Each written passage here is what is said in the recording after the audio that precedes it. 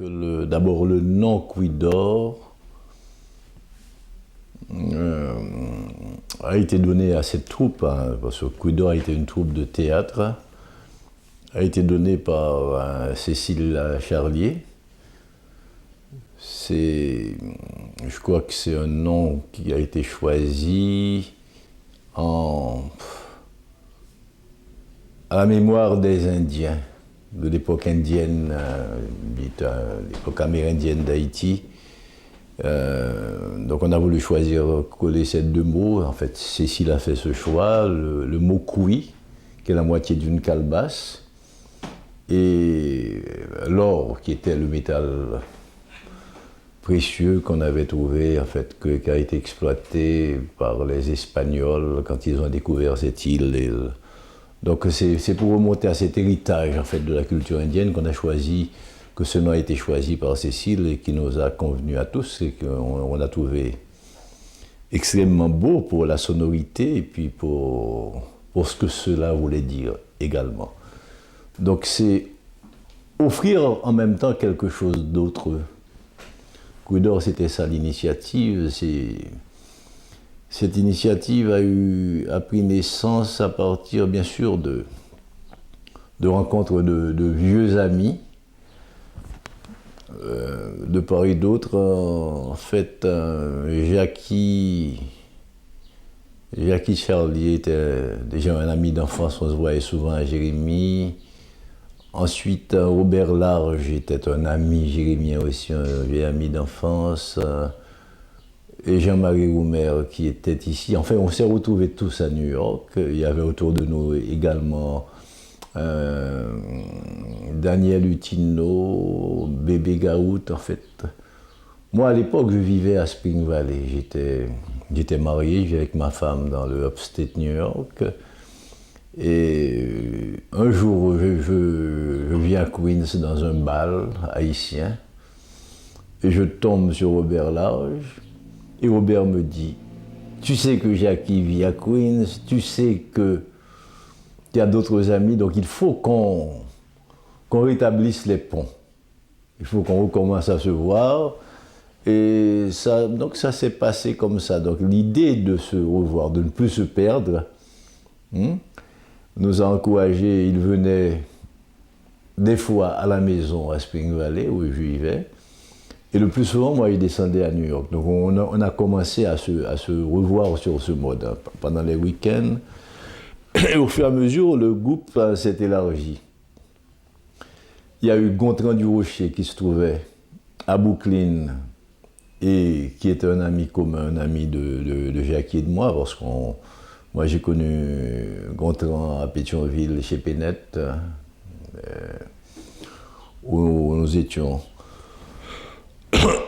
en classe, Jackie et moi. Et donc on a commencé à se réunir d'abord chez Gontran du Rocher, des fois chez Jackie, des fois chez moi, c'est-à-dire en week-end. Et ce groupe s'est élargi.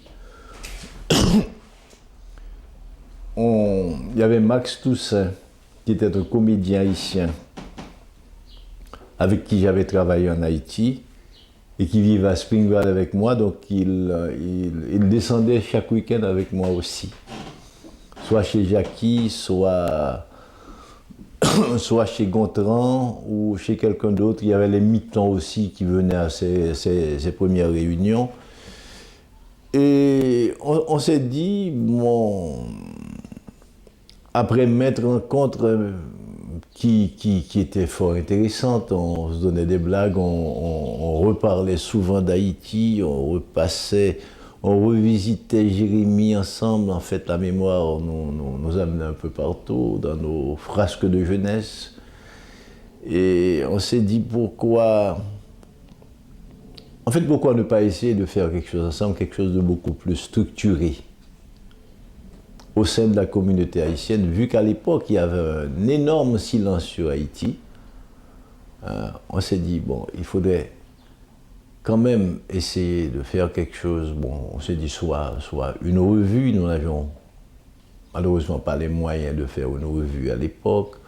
On s'est dit quoi faire. C'est vrai que Jackie, de son côté, s'occupait déjà est un fanatique de la photographie, il faisait des photos.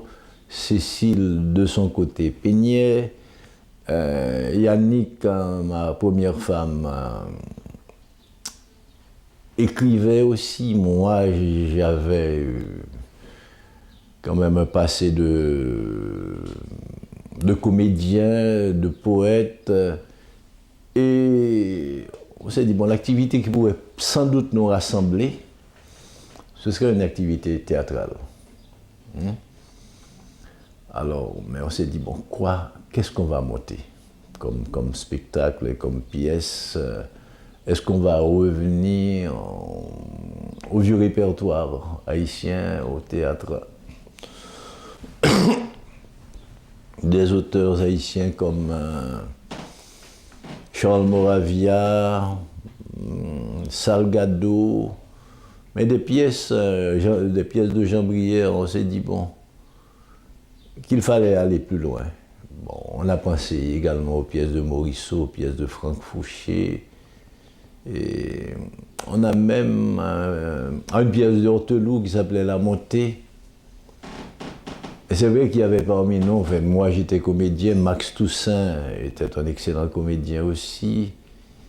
Mais on s'est dit, bon, s'attaquer à une pièce, mais comment la monter? Qui va faire la mise en scène? Donc l'idée a mûri comme ça, à travers les rencontres, à travers des hésitations, des désirs de faire quelque chose. Et puis un beau jour, on reçoit un appel des Amis du Canada, Jean-Richard Laforêt, Anthony Phelps et Émile Olivier, qui venaient de faire un disque ensemble qui s'appelait Pierrot le Noir.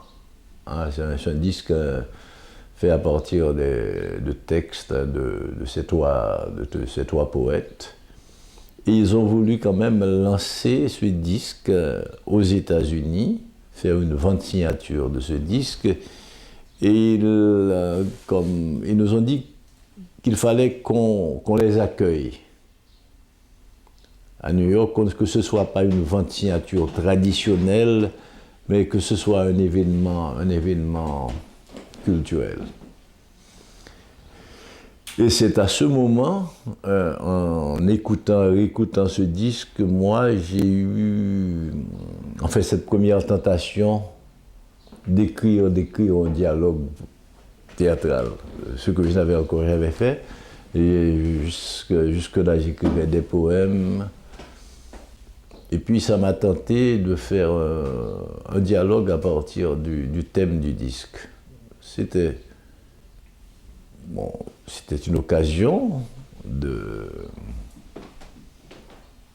en même temps de donner chair à ce désir qui nous habitait tous. Donc j'écris ce dialogue et je le communique, je le lis pour le petit noyau que nous avions constitué, je le lis pour Jackie, pour Jean-Marie, pour Daniel Hutino et Robert Large. Ils ont trouvé ça excellent. Ils m'ont dit, bon, mais il faut monter ça à l'occasion de cette vente signature de ce disque de Phelps, de Laforêt et d'Olivier. Mais on a fait face à la même réalité, on s'est buté à la même question, mais comment la monter? Il n'y avait pas de metteur en scène parmi nous.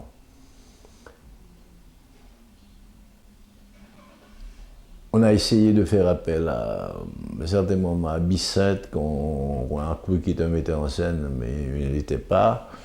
On a appelé Paul Larac, qui se trouvait dans l'environnement de ces poètes aussi, c'était leurs amis.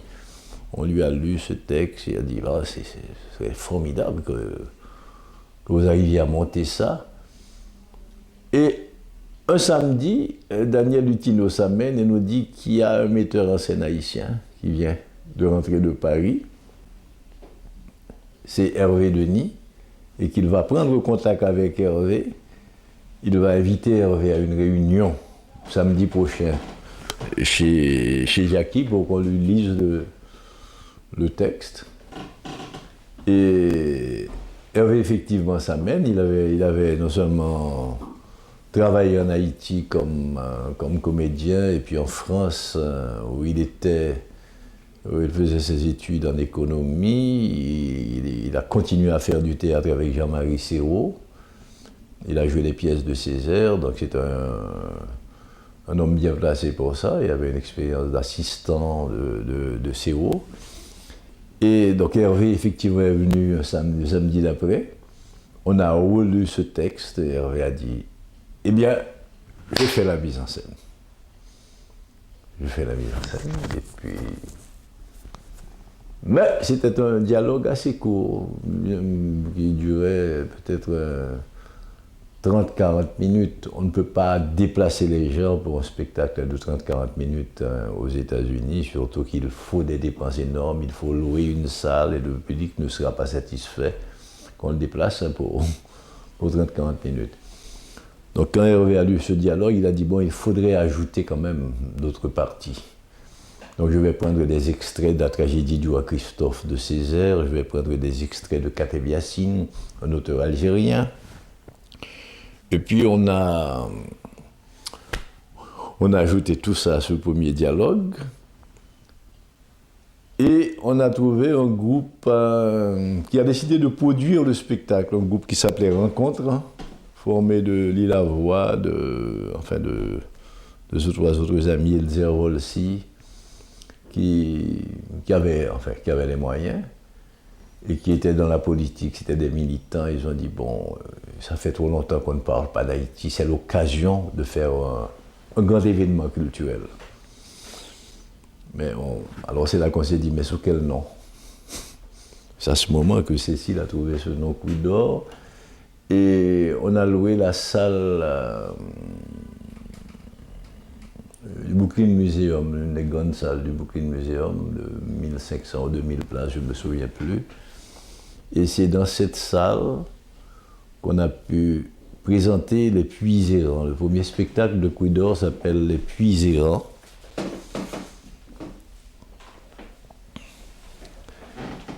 Et c'est pas sans difficulté.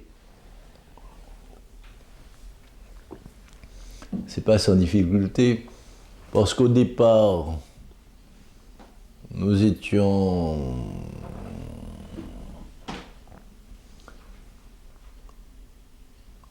Il y avait 5 ou 6 acteurs, 5 acteurs, mais il y avait 2 chanteuses à participer, à jouer dans ce spectacle.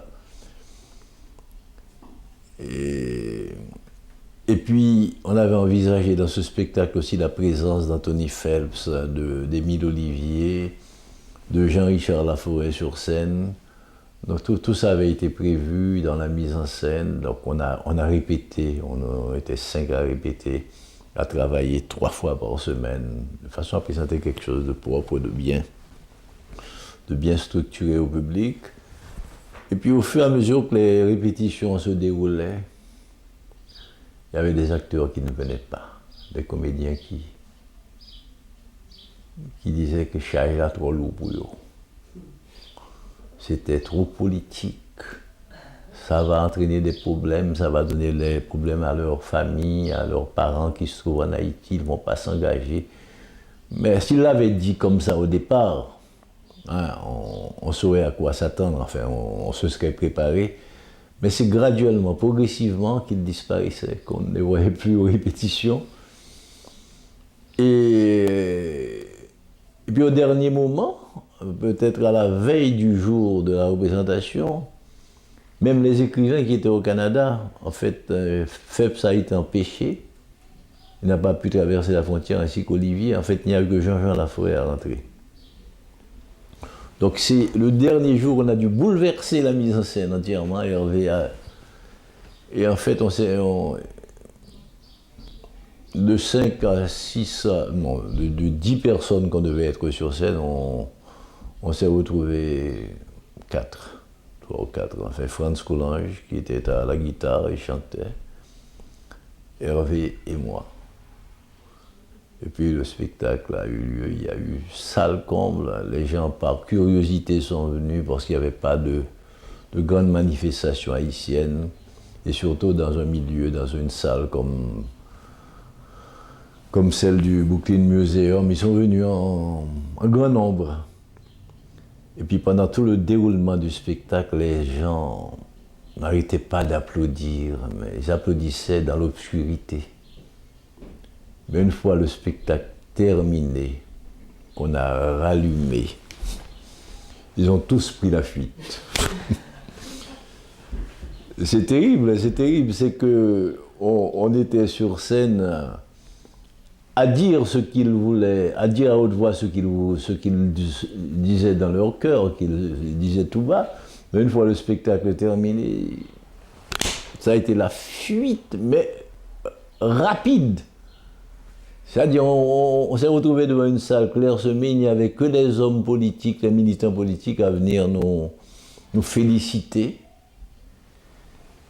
Et du même coup, heureusement pour nous, pour la troupe, il y avait quand même des jeunes avec qui on avait commencé à travailler dans les programmes d'été. Hervé et moi, on montait dans le cadre des programmes de Brandaya School, on travaillait avec les jeunes haïtiens sous gouverneur d'Aosé. Donc tous ces jeunes-là qui étaient aussi, qui faisaient partie du public, ça les a stimulés, ça les a en fait donné envie à faire du théâtre. Et puis, il y a ce jour-là aussi Georges Castra, qui venait de rentrer d'Espagne et qui était à ce spectacle avec son cousin Michel Aubry. Donc, à la prochaine réunion de Cuidor, nous sommes passés de ce petit noyau qui constituait Cuidor, nous sommes passés à une quinzaine, à une vingtaine de membres. Donc il y a une grande assemblée et une détermination maintenant de faire du théâtre, hein, de mettre sur pied une bonne troupe et d'aller plus loin dans le travail. On avait jeté comme inattendument à notre insu même, on avait trouvé les bases de rencontres à l'occasion de ce lancement de disque, mais aussi une envie de travailler dans le chant théâtral. Et cette envie de travailler nous a porté à nous poser des questions. Maintenant, quel théâtre faire? Comment faire un théâtre qui ne soit pas un théâtre de redite qui repasse par les mêmes chemins, les vieux moules? Il fallait essayer de dégager une nouvelle piste. De nouvelles pistes, essayer d'ouvrir d'autres voies au théâtre haïtien. Ça peut paraître prétentieux, mais nous étions prétentieux, nous avions de l'ambition et on s'est mis au travail. Et se mettre au travail, c'est pas seulement... Moi, j'avais aucune expérience de dramaturge.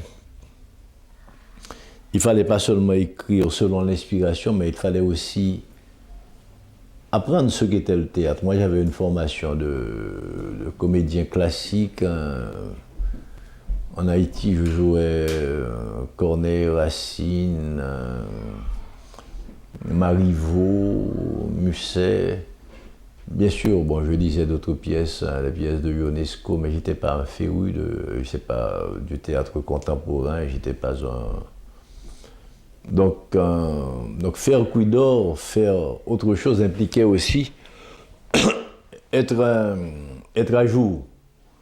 Je peux dire que grâce à Hervé, à la présence d'Hervé, qui avait une bonne formation théâtrale, Hervé nous a ouvert sa bibliothèque et puis, bon, donc on a commencé à vivre en compagnie d'autres auteurs, comme Brecht, comme Beckett, comme Adamov, Amangati. Donc on a fait des séances de travail autour de ces auteurs, et puis bien sûr les auteurs comme Césaire, Katebiassine, qui sont dans notre voisinage culturel immédiat.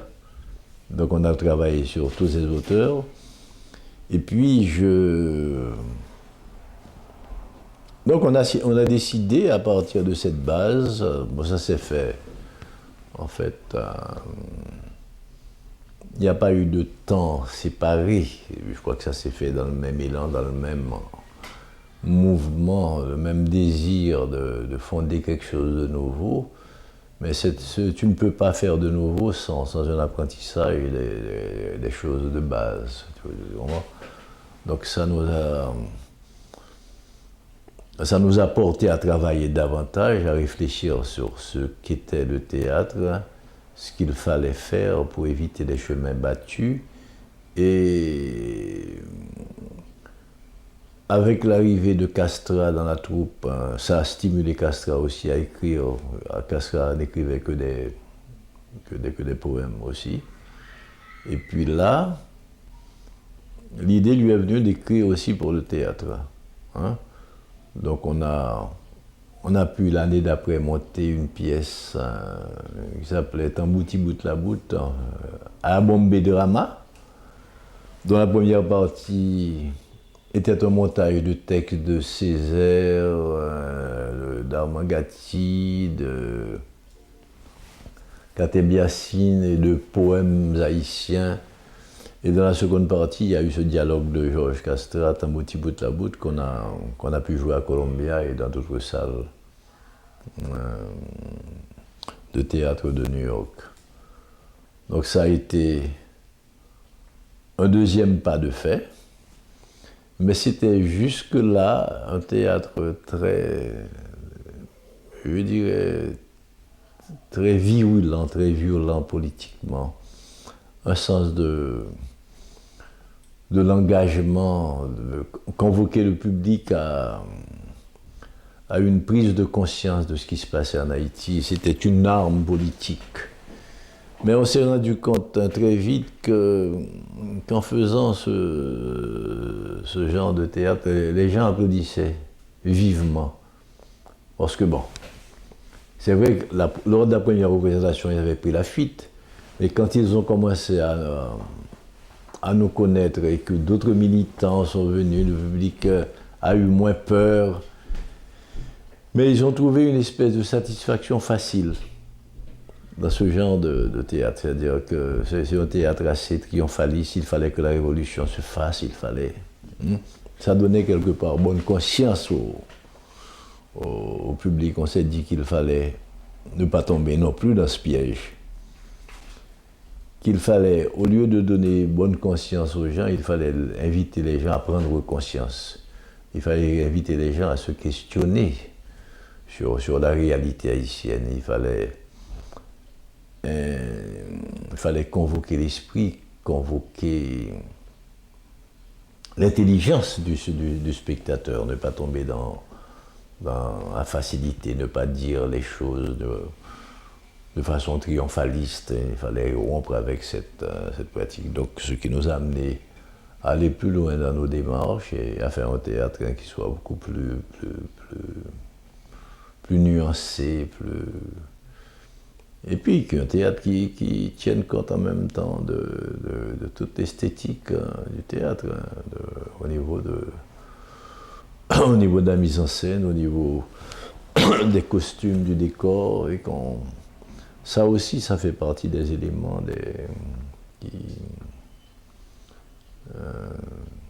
des éléments forts du théâtre, des éléments constitutifs de la représentation théâtrale.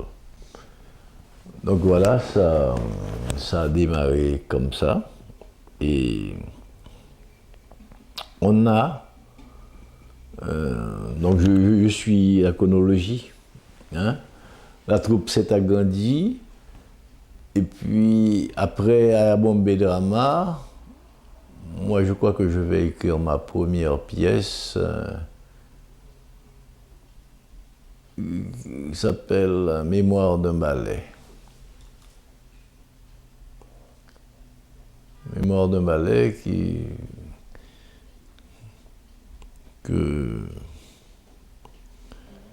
et cette pièce, parce que bon, l'épuisérance a été un dialogue, ensuite à Bombay Drama c'est un montage et aussi un dialogue aussi. Bon, là on s'aventure vraiment vers la structuration de pièces de théâtre, d'une dramaturgie, et puis donc il y a eu Mémoire d'un ballet, mais d'abord Hervé est parti avec cette pièce en France, il l'a lue pour Jean-Marie Serrault, qui a décidé de la monter avec Toto Bissette au niveau du théâtre radiophonique. Et au retour d'Hervé de France, il a décidé de la monter avec Quidor. Et donc, je crois que les choses ont commencé à prendre une autre dimension. On a commencé à se pencher davantage sur le théâtre et les jeunes qui se sont joints à nous, comme je vais citer des noms qui sont à la base, qui ont constitué le premier noyau dur de comédiens de Quidor qui vont s'intégrer à la troupe. Il y a eu Johan McFarlane, Joël Jean-Julien, Eddie Guerrier, et Arnold Beauchamp, Ivan Elie, et Georges Dumas-Pierre,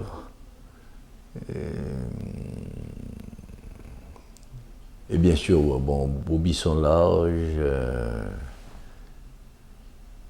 qui d'autre Par la suite, il y a eu la sœur de Joël, Yannick Jean-Julien, qui s'est joint à nous aussi. Il y a eu Raymond Cadet, il y a eu... Enfin, mais le noyau de réflexion de Quidor, bien sûr, il y avait ce qu'on voyait sur scène, mais les activités de réflexion sur le théâtre étaient menées, bien sûr, par toute une équipe aussi. Parce qu'il y a pas mal de ces jeunes, j'ai oublié de dire Patrick Moïse, qui était un des premiers à se joindre à ce groupe, qui est mort, malheureusement. Michel Aubry. Ah ouais. Michel Aubry, qui est le cousin de Georges. Tout de suite, il s'est joint à nous. Il a été l'un des grands comédiens de Quidor.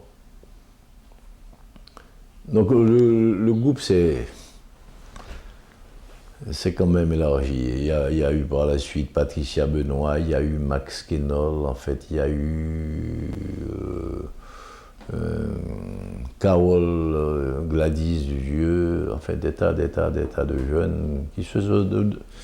En tout cas, en menant cette activité, je crois que nous avons en même temps créé le désir de faire du théâtre chez des tas de jeunes. Ça a été une grande satisfaction pour nous. Donc on est à Mémoire de ballet qu'on présente à Columbia et on voit que ce théâtre commence à ne pas donner satisfaction au public. C'est pas un théâtre de la facilité, les gens commencent à nous dire non, nous faisons un théâtre d'élite. Parce qu'il n'est pas question du peuple, il n'est pas question où le peuple triomphe, la révolution triomphe, donc on commence à avoir de petits problèmes. Mais on croit qu'on était sur le bon chemin. Mais après Mémoire de ballet, il y a eu comme un tournant. C'est que, bon, Hervé, qui devait retourner en France pour suivre ses études en économie, aller prendre sa licence, il décide de repartir pour la France. Donc on s'est retrouvé sans metteur en scène. Et il fallait que Quidor continue. Et cette année-là,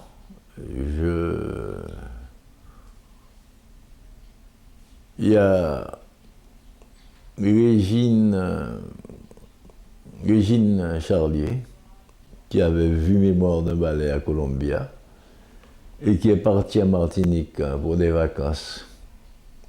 Vous ne connaissez pas la Martinique, elle est partie en vacances à Martinique pour une semaine. Et elle rencontre Cayotte Bissette à Martinique, qui lui parle du festival de Fort-de-France, mis sur pied par Césaire. Elle dit à Cayotte, mais il y a une troupe excellente, une excellente troupe haïtienne à New York, je les connais, ils font du bon travail. Il faut les inviter à ce festival, et Cayotte t'emmène voir Césaire. Et c'est comme ça que l'année d'après, on reçoit une invitation pour la Martinique. Et c'est cette année qu'on n'a pas de metteur en scène. Et là, je travaillais sur un texte, La parole des grands fonds. Je communiquais les premiers les premières ébauches, les premiers dialogues à Jackie me dit oh mon cher, bah, les bons, ça fait là. Et puis, au fur et à mesure, les dialogues se développaient, il dit mais on a un contrat pour la matinée. Alors on a tous dit à Jackie, mais tu vas t'occuper de la mise en scène, parce que ça fait quand même 3-4 ans qu'on fonctionne ensemble, tu as toujours été l'assistant d'Hervé, donc tu es mûr pour travailler sur la mise en scène, c'est-à-dire on a déjà dégagé en fait, on peut dire qu'on a déjà notre écriture théâtrale, en fait, se profile déjà, on a déjà notre approche du théâtre qui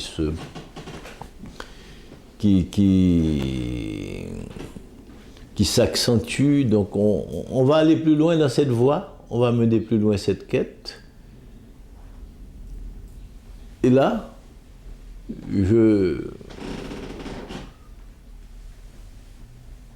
donc là, j'écris la parole des grands fonds et Jackie est tombé d'accord. Eh bien, ok, je fais la mise en scène. Je fais la mise en scène. Donc là, ça a été, je peux dire qu'après Mémoire d'un ballet, qui était une pièce sur le carnaval, avec la parole des grands fonds, on va faire une exploration beaucoup plus profonde dans le champ culturel haïtien. C'est une pièce qui va être axée sur le problème ville-campagne en Haïti. L'axe ville-campagne. Ce que par la suite Barthélemy appellera ce pays en dehors. Il y a comme deux pays en Haïti, c'est-à-dire le pays de la ville et le pays des mornes, c'est-à-dire les gens ils habitent le même territoire, mais c'est comme s'il il y a une surdité, il y a deux cultures qui sont chacune de leur côté, qui ne se chevauchent pas, qui ne s'intègrent pas. Il y a d'un côté le mimétisme des couches possédantes, une culture tout à fait du mimétisme, ce que Price-Mars a appelé le bovarisme intellectuel, et puis donc la culture populaire dans ses manifestations. On s'est dit qu'on allait mettre en scène ces deux facettes, ces espèces de chevauchements autour de l'axe ville-campagne. Donc la parole des grands fonds a été une pièce faite en fait sur différents tableaux représentant ces contradictions entre la ville et la campagne en Haïti. Et donc on a été invité à présenter cette pièce. Vraiment, on a travaillé. On a dû beaucoup plus travailler cette fois-ci parce que, bon, on se sentait moins encadré. Hervé n'était plus là, il fallait fournir beaucoup plus de travail. Et Jackie exigeait qu'on vienne un peu plus aux répétitions, et moi je l'exigeais aussi. Surtout qu'on a une grande invitation à participer au festival de Fort-de-France. Il ne fallait pas présenter n'importe quoi, il fallait que ce travail soit bien ficelé. Donc on se réunissait 3-4 fois par semaine, on avait 3 ou 4 répétitions par semaine, même pour des gens qui travaillaient, qui ne faisaient pas que du théâtre, on ne vivait pas du théâtre. Il y avait plein de comédiens qui étaient soit chauffeurs de taxi, d'autres qui travaillaient dans des factories, d'autres qui travaillaient dans une librairie, d'autres, tu vois. Réunir tout ce monde à New York, à Columbia University, à la Maison Française, pour répéter de façon... Et ils l'ont fait. Et notre seule détermination, c'était le théâtre, faire quelque chose de beau, de différent en tout cas. Et aussi le rêve de pouvoir présenter ça dans un autre pays, un pays comme la Martinique, qui est un pays, une île sœur. Alors aller en Martinique, c'était pour nous comme retourner en Haïti. C'était un peu ça, parce que la plupart de nous, on ne pouvait pas rentrer en Haïti à cause des prises de position politiques que nous avions affichées à New York. Donc on a décidé de faire ce travail de façon organisée, disciplinée, avec tout un travail sur l'aspect formel. Et bon, ça a marché, c'est vrai, ça, parce qu'une fois arrivé en Martinique, on ne nous connaissait pas. Et les gens sont venus nous voir par curiosité, parce qu'Haïti, quand même, a une longue histoire. Césaire a écrit sur Haïti, Glissant a écrit sur Haïti, Donc l'histoire d'Haïti est connue, mais il n'avait pas de grand témoignage culturel, à part la musique haïtienne qui occupait une place importante. Il connaissait le mot Jean-Baptiste Sidney Guillard. C'était le premier témoignage, en tout cas théâtral, dans le cadre d'un festival organisé par Aimé Césaire. Donc ils ont d'abord pris ça avec une distance, précaution, ne sachant pas trop bien ce que cette troupe allait donner. Et quand on a joué, eh ben ça a bouleversé les gens. Il avait prévu 4 représentations de la troupe, et bien on en a eu 8 ou 9. Au point que cette pièce, ce spectacle, on traversait les rues de Fort-de-France et les gens répétaient sur notre parcours les scènes qu'on avait jouées la veille. Ils avaient déjà mémorisé certaines scènes, certaines chansons de la pièce par cœur, et puis ils chantaient, ils nous accompagnaient quand on passait. Ils disaient, ah! Donc ça a été, je crois, un grand événement, ce qui nous a permis en quelque sorte de vérifier, parce que face au public de la diaspora, au public de New York, qui disait qu'on faisait un théâtre élitiste, ce théâtre-là que nous allions présenter dans un pays, dans différents quartiers populaires, et qui a eu un tel accueil, nous a en quelque sorte rassurés, nous a prouvé que nous étions sur la bonne voie, que nous avions trouvé un mode d'expression qui correspondait à notre culture, en tout cas qui répondait à notre imaginaire populaire, parce que les gens, même les petites marchandes, les marchandes de sucreries qui venaient voir ce spectacle étaient vraiment fascinés par ces petites scènes de la vie quotidienne, et qui correspondaient à leur univers, qui répondaient à leur attente. Et voilà, donc ça a été donc un deuxième tournant de Cuidor. Et que dois-je dire d'autre, sinon que on a été plus loin dans cette voie, on a continué à travailler. Et l'année d'après, bien sûr, on a été l'invité d'honneur, cette fois de la Martinique, le grand invité. C'est-à-dire, on dit, au deuxième festival, vous êtes notre invité d'honneur. La troupe Cuidor est attendue d'ores et déjà en Martinique. Donc vous êtes en première loge. Alors, ce qui nous a bien sûr stimulé, très tôt on a commencé à travailler, parce qu'au bout de ce travail, on sait qu'il y a la Martinique, il y a le public martiniquais qui nous attend. Et donc, à ce moment, on a préparé Quelle mort tue à l'empereur.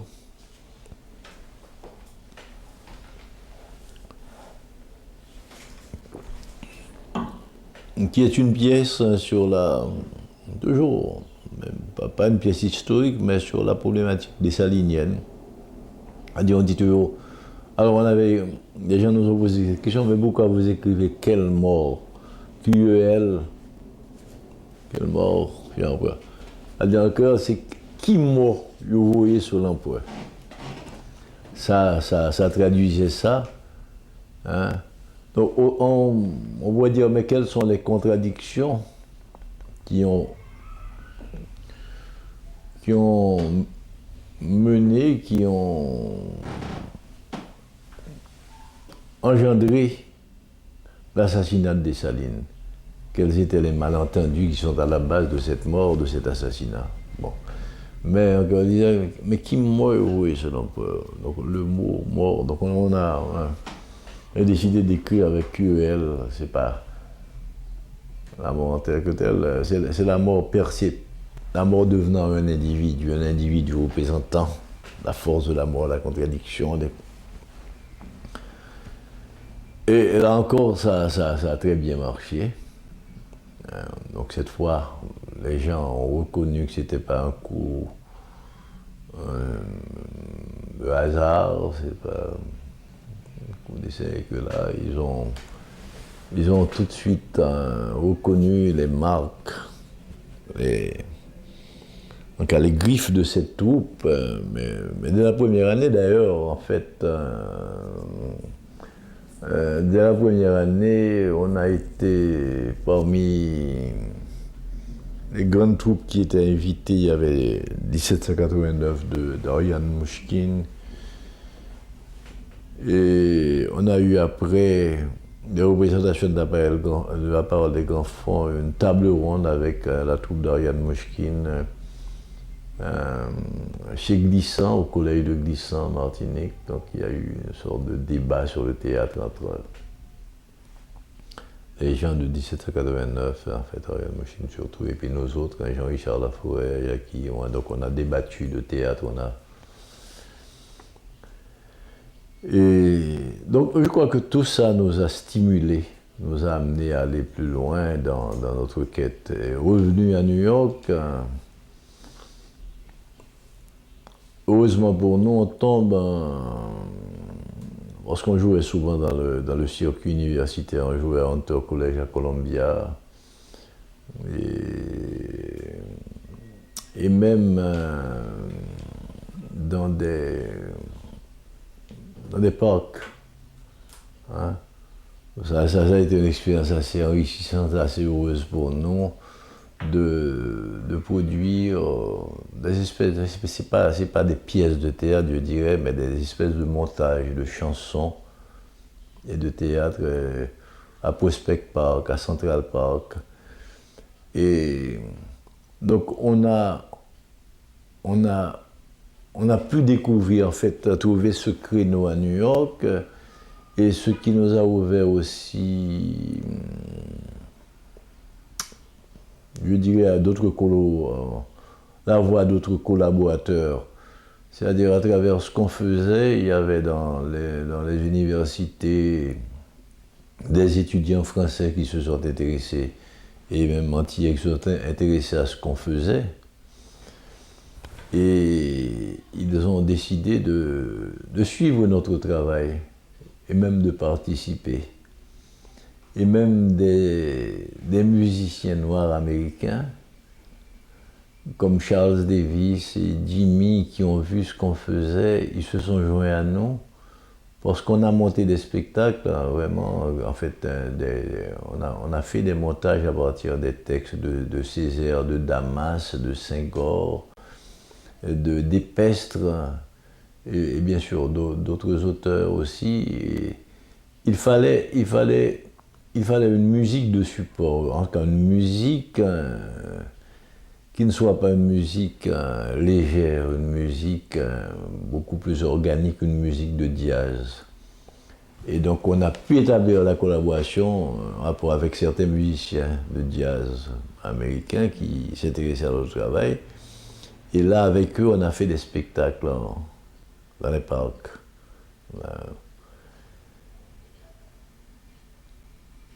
Et ça a marché en même temps que Coup d'Or n'était plus simplement une troupe haïtienne, mais elle s'enrichissait aussi de l'apport de ces musiciens et de ces autres comédiens venant d'horizons divers. Hein. Je crois que ça nous a également enrichi, entraîné à aller plus loin dans nos quêtes. Bon.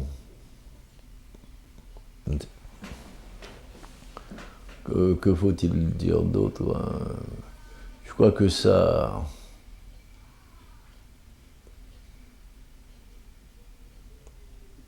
Et puis au fur et à mesure que les choses se faisaient,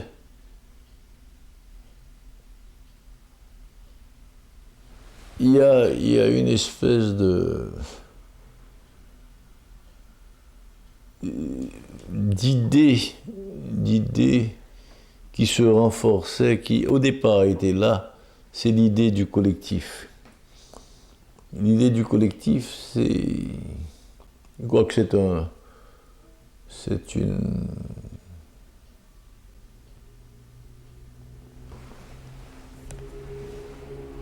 Ça... Comment expliquer ça? Mais c'est une expérience pour moi qui est enrichissante dans la mesure où, écrivant un texte, le texte n'est pas... Le texte doit être soumis à l'épreuve de la scène pour aboutir. Tu vois? Et je crois que c'est dans mon expérience théâtrale, en fait, à travers Coup d'Or, en fait, j'ai appris ceci, qu'un texte théâtral n'est jamais définitif. Le texte qui est écrit sur le papier, sur la feuille, quand cette pièce passe par l'épreuve de la scène, c'est à ce moment que tu prends la mesure du texte, la mesure de son exactitude ou de ses manques. C'est à partir de ça que tu peux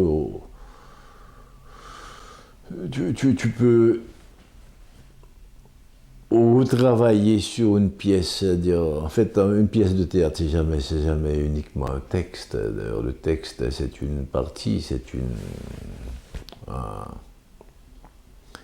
Mais tu envisages mieux un texte, en tout cas à partir du traitement de la scène, à partir de l'épreuve, à partir de la... comment le comédien habite ce texte, comment sa voix habite le texte, comment il charrie le texte, ou bien si le texte ne convient pas, tu sens ce qu'il faut faire, ce qu'il faut corriger pour... Bon. Ça, c'est un aspect que je dois souligner. Donc, de ce côté, dans Coup d'Or, donc on avait ce sens de l'écoute ensemble, c'est-à-dire ce sens de n'importe qui pouvait intervenir sur le texte, dit, ah, mon cher, il faudrait faire ceci, faire cela. Donc il y avait un esprit d'équipe, hein, je crois, qui a énormément préservé, gardé cette troupe ensemble, hein, dans son travail, dans sa démarche. Et bon, le rôle des femmes a été extraordinaire, puisque bon, au départ, je dis que le nom de Coup d'Or est venu de Cécile, ça veut dire la part déjà qu'elle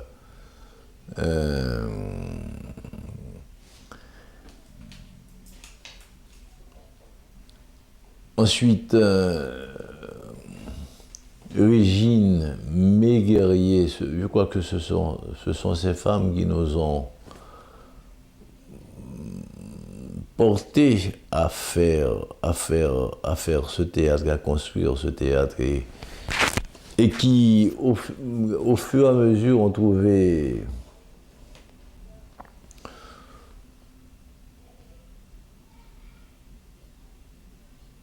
comment mener ce travail à bien, comment mener ce travail dans cette direction, quelle place donner au costume, au maquillage. Il faut pas sous-estimer ces aspects dans le théâtre.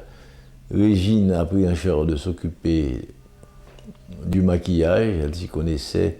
Cécile s'occupait du décor.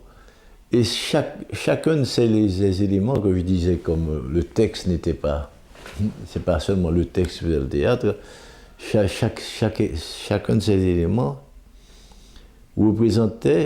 jouait sa partition à fond. C'est-à-dire, le décor, les costumes. Bon, on ne peut pas demander à tout le monde d'être comédien, d'être écrivain, mais Coup d'Or, c'était pas que les comédiens et les écrivains. Coup d'Or, c'était une dynamique et ne pas négliger tel aspect par rapport à tel autre. Donc c'était un tout, une totalité où vraiment il y avait une symbiose, c'est-à-dire hommes et femmes, c'était un esprit d'équipe, il n'y avait pas de place particulière pour... Et donc on a eu tous ceux qui étaient dans l'ombre, qui n'étaient pas comédiens, qu'on ne voyait pas sur scène, mais qui représentaient l'esprit de Coup d'Or dans sa dynamique, dans son désir fort de faire du théâtre. Et faire du théâtre, c'est avoir justement de bonnes bases, c'est avoir de bons reins. Hein? Donc il fallait qu'on soit costaud. Pour être costaud, il faut être plusieurs, il faut... Et donc, dans Coup d'Or, il y a eu une présence forte de ces femmes et qui n'étaient pas... qui ne se laissaient pas marcher sur les pieds, je dirais. Il y avait leur mot à dire, donc je pense à tout ça et je pense aussi à une autre chose qu'on n'a pas soulignée, c'était à travers ce théâtre, on s'était dit aussi qu'il fallait pas établir de cloisonnement, de cloison entre la musique, la poésie, la peinture. Hein? C'est-à-dire tous ces arts étaient des voisins complices. On a voulu faire un théâtre total. Je me souviens qu'en Martinique, c'est-à-dire nous étions lors de la première prestation en Martinique, arrivé en Martinique, on nous avait donné une petite salle qui est une ancienne halle de la douane. C'est là qu'on nous avait accueillis, ne sachant pas trop bien ce qu'on allait présenter. Donc on n'avait pas une grande salle à notre disposition. Mais comme il y avait parmi nous des peintres, il y avait Cécile, il y avait Patate Lafontaine, Gérard Lafontaine qui avait voyagé avec nous. Et donc on s'est dit, bon, mais c'est cet espace qu'on nous a donné, eh bien, nous allons transformer cet espace en un lieu somptueux. Nous allons faire un couloir de peinture pour accueillir le spectateur. Et on a passé 2 jours à mettre, à dire Cécile, Patate et nous, on amenait des pinceaux. Même ceux qui ne savaient pas peindre, hein, ok, faites ceci. Il y avait une orgie picturale sur de grands panneaux. Et c'était ce couloir où on écrivait des vers qui a accueilli le spectateur vers la salle où on devait jouer. Et les gens ont été fascinés par ça, mais dit, mais c'est pas possible. Ils ne font pas que du théâtre, il y a aussi des peintres parmi eux. Donc il y avait parmi nous des peintres, des musiciens, des poètes, des théoriciens. Bon, ça a été un mauvais moment, je crois que c'est bon. Toute séparation est douloureuse. À un certain moment, il y a eu un claque entre Jackie et moi, dû à un moment, je dirais, de déroute, ouais, du côté de Jackie. Bon, on a tout essayé pour repatcher, pour essayer de mettre sur pied, de racoler, de raccommoder les choses. Mais il était, comme on dit, dans son trip. Dans son trip, je crois qu'il y a été un moment... Je ne dis pas qu'il n'y ait pas eu de moment de déroute chez moi, ça arrive chez eux. Mais je crois qu'à ce moment-là, cette espèce de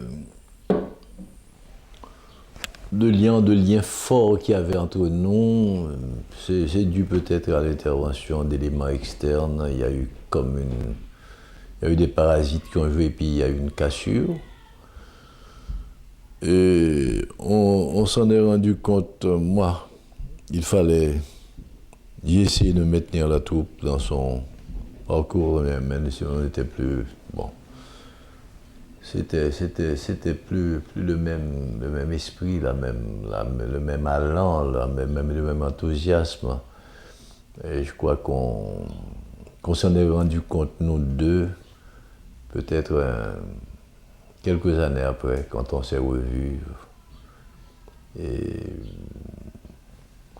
on a pu en parler. Mais non, moi je dis que ce sont des choses qui arrivent dans tous les groupes culturels. Il y a parfois des moments de grande passion, des moments de réveil exacerbé, excessif du moi, et qui peut causer des clashs, des frictions. Mais il faut être en mesure d'intervenir pour accommoder. Bon, il n'y avait personne d'autre, il n'y avait pas d'aîné qui est capable de nous rassembler, de nous... Donc ça a été un moment vraiment, un moment de douleur pour moi. Je crois que ce moment, je l'ai vécu douloureusement. Ça m'a même entraîné à avoir toutes sortes de dérives, enfin, vers le jeu, vers d'autres choses. Et je crois que Jackie, de son côté, a très mal vécu ça. Parce que cette espèce de communion d'esprit, d'équipe qu'il y avait au sein de l'équipe, bon, c'est 10 ans de travail ensemble, 10 ans de fraternité, de désir d'aller plus loin. Et puis subitement, un matin, ça se casse. Donc, moi, je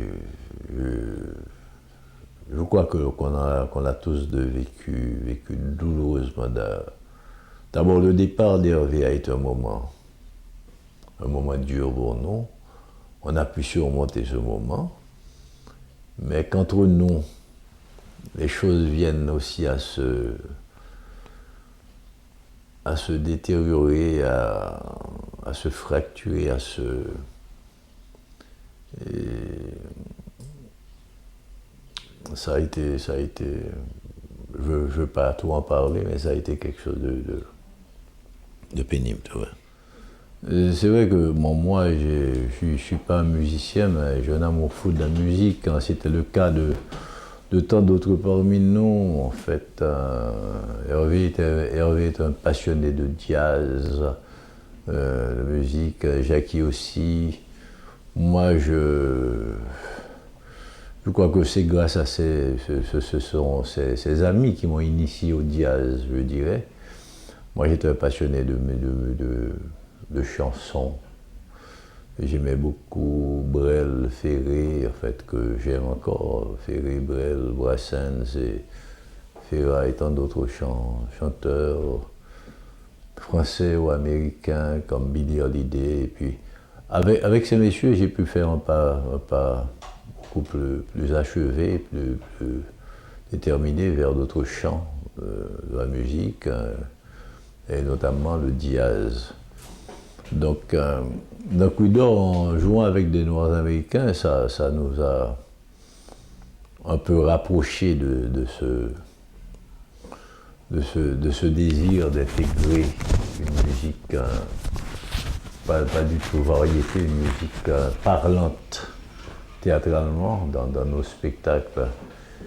Et comme ça par hasard, dans Les Puiserans, il y avait une petite musique qui m'était passée par la tête, que j'avais composée avec Yannick, ma première femme. et qui a fait partie de ce spectacle, qui a clôturé ce spectacle. Et comme ça s'était bien passé, donc j'ai continué, et il n'y a pas eu que moi, et il y a eu, avec l'heure haïtienne, il y avait des musiciens qui faisaient partie du groupe l'heure haïtienne, qui a collaboré avec Quidor à un certain moment de son parcours. Il y avait Max Antoine, il y avait Boucard, qui était un excellent compositeur, qui avait une voix superbe. Et ces musiciens, ces artistes musiciens ont amené leur touche aussi, leur couleur musicale dans le travail de Quidor. Ils ont composé des chansons que nous avons intégrées dans notre spectacle. Et Hervé aussi a composé certaines chansons, Bout en bout, bout la bout et d'autres pièces.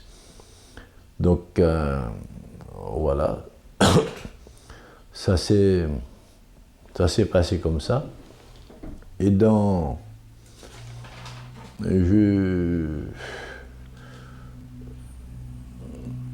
je parlais de l'influence de Quidor sur le théâtre.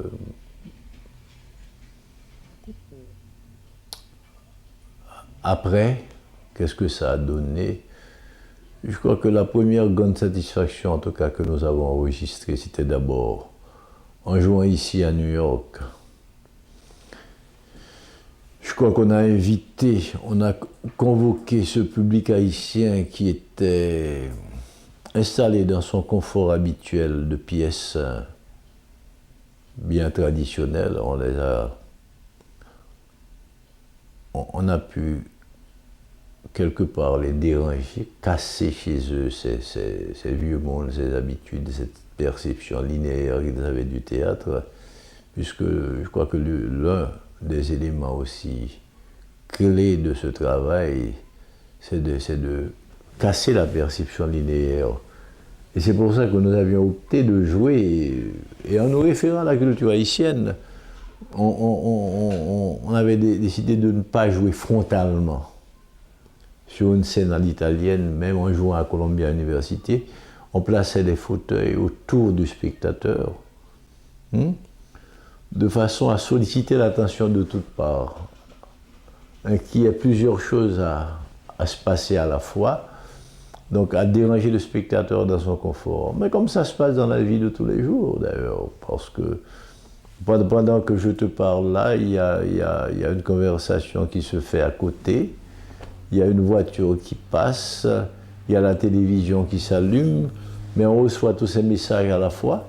Donc, mais à cette époque, faisant ça, et de cette façon sur scène, en sollicitant, c'était déjà non seulement casser la perception linéaire, mais c'était aussi inviter à la pluralité des signes, à la manifestation de différents foyers de signes qui captent l'attention du spectateur sans pour autant le dérouter. Il est dérouté dans son confort, dans son habitude de recevoir les choses de façon linéaire, droite. Mais en faisant ça, on invite le spectateur à ne pas rester prisonnier de cette perception. Il est capable de recevoir plusieurs choses à la fois. Et bon, ça a été intéressant comme démarche. Je crois que ça a donné quelque chose au niveau de... en fait, je crois qu'on a créé un nouveau spectateur, un nouveau public avec un œil beaucoup plus riche, qui apprennent à regarder un spectacle autrement. Et je crois qu'on n'a pas fait seulement ici, dans notre expérience de Quidor aux États-Unis, mais on l'a fait également dans les Antilles françaises, en Martinique, en Guadeloupe, parce que les gens ont tout de suite perçu à travers cette expérience quelque chose de familier, de propre à leur culture, puisqu'ils ont aussi chez eux ce qu'on appelle en Haïti la gaguerre. Ils appellent ça le pit, des combats de coq. se passe en rond. Comme les séances de conte en Haïti, le conteur, le maître conte, il s'installe au milieu et les spectateurs sont autour de lui. Quand il tire, il raconte une histoire. Et pendant qu'il raconte cette histoire, l'auditoire intervient sur cette histoire et l'aide à redynamiser l'histoire. Les contes que le conteur raconte, que le maître conte raconte, ce sont des contes déjà connus du public. Mais chaque fois, il est obligé de réinventer le conte. Et le public fait aussi semblant de ne pas connaître le conte. De façon à l'amener à aller plus loin dans ce qu'il dit. Le public fait comme si, mais tu crois que c'est vrai? Que s'est-il passé? Il y a un jeu, il y a un aspect ludique, et c'était ça aussi pour nous le théâtre, c'est-à-dire renouveler la parole, c'est-à-dire redynamiser la parole. Même quand tu redis la même parole, la même parole ne peut pas être dite deux fois sur le même ton. Et c'est ça l'art théâtral, c'est de... On ne joue jamais deux fois la même pièce. La pièce arrive toujours autrement, selon le moment, selon le rapport qui s'établit entre la scène et la salle. Une même pièce peut être multiple. Donc je crois que ça quelque part, ce travail en tout cas a dégagé cette possibilité, cette nouvelle piste. Ça nous a permis de rompre avec un théâtre classique qui était pour nous tuatoire, si je peux employer ce mot, qui était assez routinier, qui ne permettait pas d'aller plus loin, qui nous embrigadait, nous enfermait dans le même vieux schéma. Hein? Donc, Kukudo a eu son apport dans le théâtre haïtien dans ce sens qu'il a pu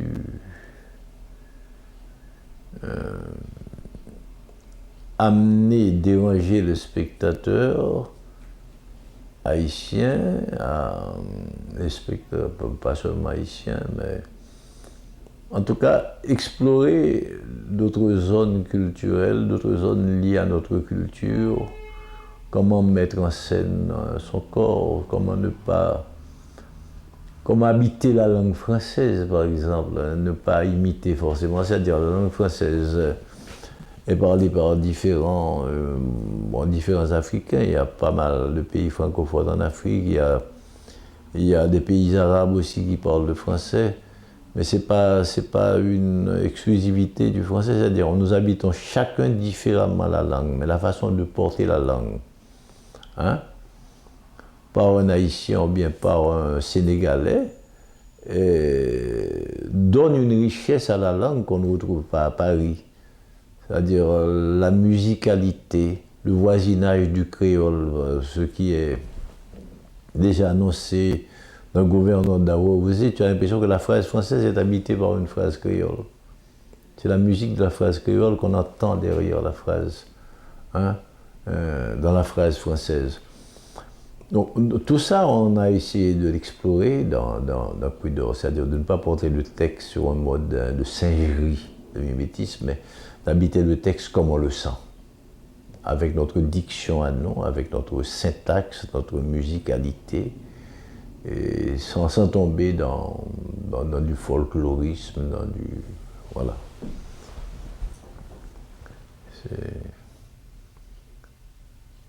Et les spectacles étaient en français, créole, mélange ou... C'est ça, en français, en créole. Le plus souvent joué dans les deux langues, Mais ce qui y avait d'intéressant, justement parce qu'on ne privilégiait pas que le texte, la langue ne constitue pas une entrave à la compréhension. Et c'est ça la particularité du théâtre, hein. C'est que malgré la langue, tu arrives à saisir ce qui se passe sur scène. Et ce qui est vrai pour toutes les pièces de théâtre. C'est-à-dire, moi, j'ai assisté ici à des pièces du kabuki japonais, ou des pièces polonaises de Kotowski, ou des pièces venues de n'importe où. Tu peux avoir un petit résumé de la pièce, mais tu jouis de la pièce sans connaître la langue. La langue ne constitue pas forcément c'est vrai qu'il y a quelque chose qui t'échappe, il y a des mots qui t'échappent, tu ne connais pas la langue, mais ça n'empêche pas que la manifestation théâtrale, l'acte théâtral se fasse de façon pleine, de façon totale sur scène. Après quel mot tu emploies? Après, cette friction avec Jackie, cette séparation qui a eu lieu entre nous. Donc, et c'était à la veille d'une nouvelle invitation en Martinique. Et la troupe était encore existante. On avait répondu déjà oui à l'invitation. Donc il y a eu 2 autres spectacles que nous avons présentés en Martinique. C'est Les Chants de Mélanie et puis Telsidac Duena. Donc je crois qu'au niveau de Cuidor, c'est un peu ça. C'est ce qui résume en termes de pièces, de spectacles joués, l'aventure au Cuidor.